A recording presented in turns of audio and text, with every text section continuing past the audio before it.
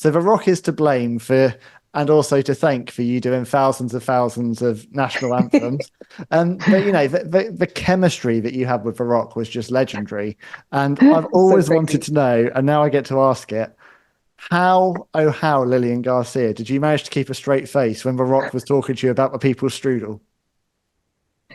I can't believe that the People's Strudel was actually born in that interview.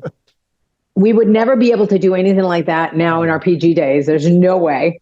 But at the time, it was just slapstick. It was funny, and I would say it was, the years of acting came into play. I had to go into my acting actress mode. But let me tell you, when they yelled cut, hysterical. We were both laughing so hard. And I love the fact that he always wanted to do these live because some of the backstage interviews were pre recorded because of time. We had to.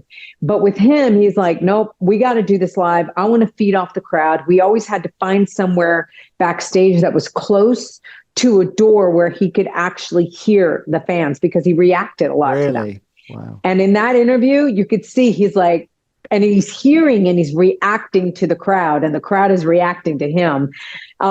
So it was wild. I just knew that I had to stay in character. There's no way I was going to break character. And No. that's the thing is, anytime I did those interviews, I went into my acting character mode of reporter, and a reporter does not break that acting wall.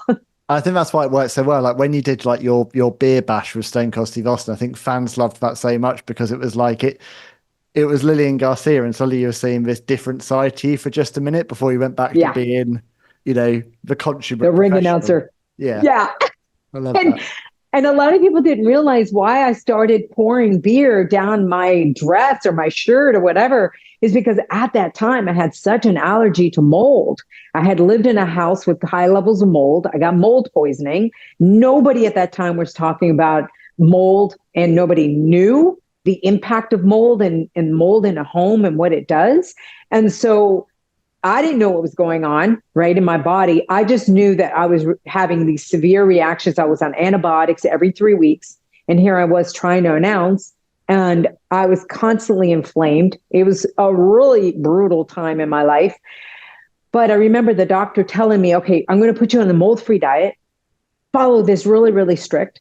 Don't deviate from it, and let's see. And sure enough, 2 weeks later, it was like night and day. My voice came back. It was great. But Wow. anytime I had any of those foods that were on that list, my body thought mold was reacting and it created histamines like crazy. So I didn't Wow. know that there was mold properties in food. So yeast is one of them. And so my doctor was like, don't have any yeast, don't have any yeast. Well, what's in beer?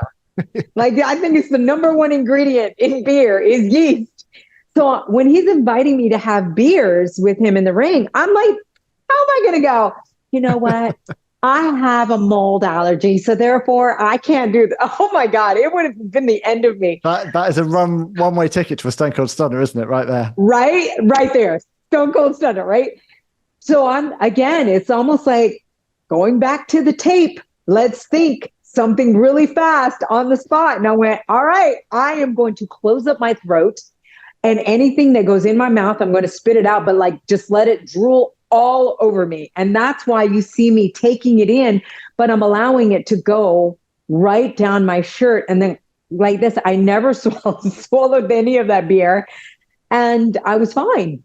And then it became a thing. And so he loved it so much. He's like, that's kind of cool. And then it ended up playing into Memorial Day when we did it and we sang America the Beautiful together. And then sure enough, the beer celebration. And then he comes over and pours it. And yeah, nobody knew until I started doing these interviews after I left.